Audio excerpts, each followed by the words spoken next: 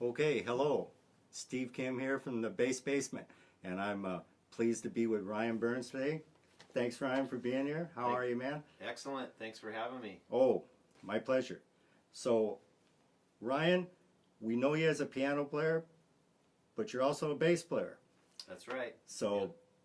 that's great. I'd like to ask you a little bit about bass and piano. So, first of all, what came first, bass or piano? Oh, excellent question. Actually, bass came first in a way. I played bass in the high school jazz band. Would have been my junior year, and I was very inspired by Charnett Moffett, actually, that just passed yesterday. Uh-huh. I saw him play with Tony Williams, and I really wanted to play the bass after I Yeah, wonderful get up player, close there. Yeah. Charnett Moffett. So that's just like Charles Mingus and Gary Peacock, bass playing, piano players, or Paul McCartney, or certainly John Paul Jones. Absolutely, yeah. So big tradition there. Now, how does playing the piano affect bass playing, if at all, for you? Well, it's helpful just knowing the role of playing the bass and the piano. Well, often I'll play organ gigs, Uh-huh. and where the left hand has to play the bass, and or gets to play the bass, whichever you prefer. But So when you're kicking bass, are you thinking like a bass player then in your left hand? I try to. When you're playing with two hands, your one or the other kind of has to be automatic, and so you have to work out things on the left hand that are automatic, so you can focus on soloing if you're soloing. But when you're comping, you have a little more time to think about, those things. Yeah. But I used to take lessons with a guy named Jerome Gray, Mm-hmm. and a lot of people kind of flocked to him. One was Phil Sparks. He was the lesson before me. He would be walking out as I was walking in, and Jerome asked me, "Here, play all the things you are on walk some bass here," and he was like, "I was just telling Phil, spare me with the roots," and So he didn't want to hear the root. and so he didn't want to hear the root, and so and what he meant by that was, don't always start on the root. If you're walking, you can walk around from chord tone to chord tone.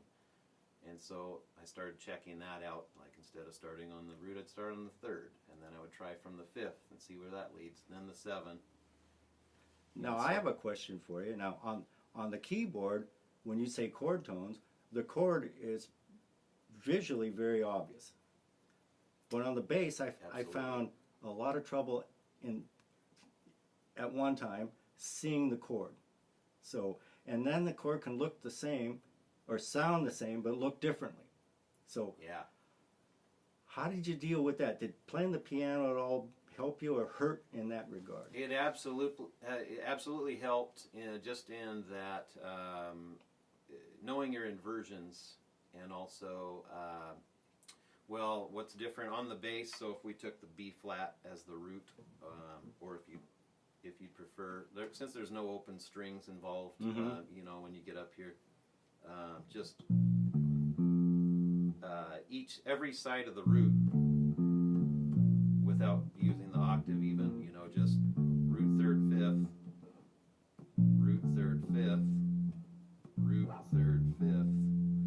So you have three So- looks for the chord then. Each side of the root, I want to be able to know where my chord tones are surrounding that root, and so if I had a walking bass, instead of that I might try Yeah, so just start on the third and then start on, So different looks for the chords suggest different things that are handy. yeah. That's great. That's great. Now I have a couple of records here, and they have you on bass. So can you talk about these a Sure. little bit? Yeah, so this was my quarantine album, Postponed Parade, and I just, we're all stuck in our houses, and I have a basement kind of like yours that's set up to record in, and so I had a few songs that I had written and always wanted to record, but it was too much. Would have taken too much rehearsal to get together for a recording session. So I started with a couple of those tracks, but I just kind of I called people that I thought were set up, to record, like drummers and Max Holmberg and Matt Jorgensen. So I would record either bass or organ bass first, send it to the drummer. The drummer would send it back. I couldn't get it quite lined up, so I would re-record the bass. Okay. And then... but it was produced like a multi-track session then. Multi-track, yeah. Yeah. And the last, there's 7, so my goal was to do 1 track per month, which I did. And the last track, Shoreline, we were able to record at a studio, separate rooms, wearing masks, really weird. But I figured we were done. If we're able to get together, it's done. And so this is my So there's quite that's great. So there's quite a lesson there. Little bit often kind of gets it done, huh? Yes, just chip away. And if any of us wanted to get this, how would we do that? Well, it's only available on Bandcamp, so which I think a lot of people know how to navigate with just Ryan Burns music on Bandcamp. Okay, Ryan Burns music on Bandcamp. Yeah. Great. And can you talk about your teaching practice? You're still teaching? You bet. I'm teaching at Burien School of Music, and I've got kind of a full load there, and I teach piano, bass, and guitar there. And I kind of have a little bit of a wait list going right now. It's been hitting pretty hard, and with the pandemic, and thanks to Zoom, it kind of kept going all through there. All right. Well, very good.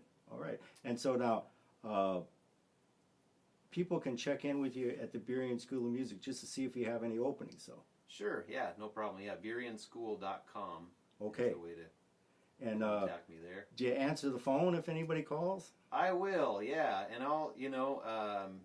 What's the phone number over there? It's 206-679-4764. Okay. Very good. Very good. Hey, let's play a blues. Okay. 1, 2, 1, 2, 3, 4.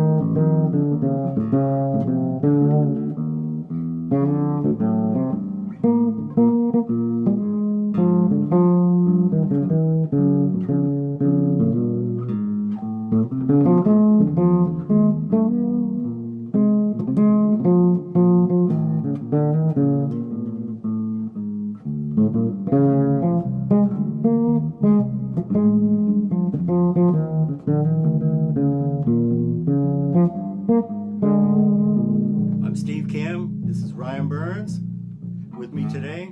And from the bass basement, we'll see you next time.